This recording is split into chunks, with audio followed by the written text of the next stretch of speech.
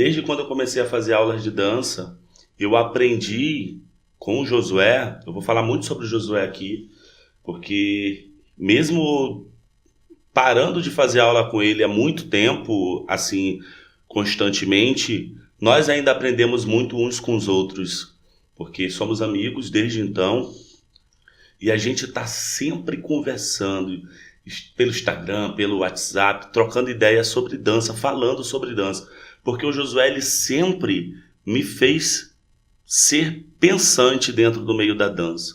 E ele sempre falava, cara, aprender um movimento, pelo movimento, só o movimento você pode aprender em qualquer lugar. E não é isso que vai te fazer ser um bom dançarino ou ser um bom professor, mas é entender de fato o que aquele movimento tem para oferecer para você e para outra pessoa.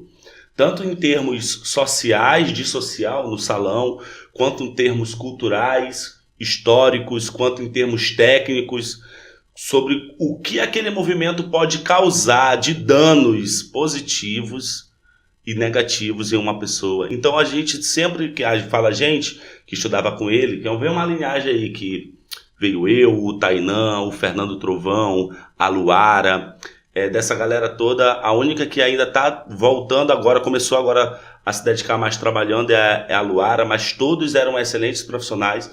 Na verdade, se eu for falar de pessoas que passaram pelo Josué, o Josué foi o segundo professor de dança de salão de São Luís. Só o único que veio antes foi o José Neto. O Neto que tinha hamburgueria aqui. Sim. E tal, que é lá de Belém. Na verdade, a dança de salão de São Luís ela é formada por professores de Belém. Vamos dizer assim, começou muito a história pelos professores de Belém. Enviaram um convite para o Neto. Na época, o Josué era da companhia do José Neto, que era a companhia nacional. O José Neto com a Adelaide Marinho mandaram o Josué para São Luís, né, para fazer esse trabalho. Então, o Josué foi na verdade, tinha uma pessoa só, que é do Maranhão, que eu esqueci o nome dele, mas eu acho que era Eduardo, se eu não me engano, que já era professor de dança de salão. Então o Josué foi o segundo, né? Não foi o José Neto. Tinha o Eduardo e veio o Josué. Então muita gente passou ali pelo Josué. E o outro professor que formou outros professores lá em São Luís, que foi o Clay Carlos, que também ele é de Belém, ele era aluno do Josué também. Foi um aluno do Josué, que o Josué, quando voltou de São Luís, foram procurar outras pessoas de lá e ele veio e ele deu esse treinamento. Aí do Clay Carlos veio outros profissionais que são profissionais de grande e extrema importância para a nossa cidade, como veio o Idelfonso. Do Idelfonso veio, por exemplo, a Larissa, que foi a minha primeira parceira, que é a mãe da minha primeira filha. E deles vieram vários outros, inclusive a Ila Karina, que esteve aqui no podcast. Além do Idelfonso tem o Vila, Fernanda Trovão, o Evandro, que veio do Idelfonso já. Então é uma galera que um vai levando o outro. Então a gente tem aí uma galera que se acostumou a aprender uns com os outros lá em São Luís, né?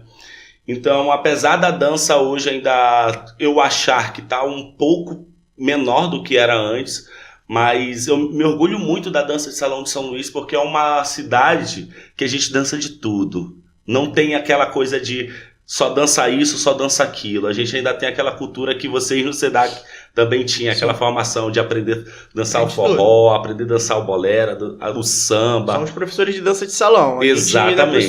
Sou professor de Zouk, sou professor de dança de salão em geral.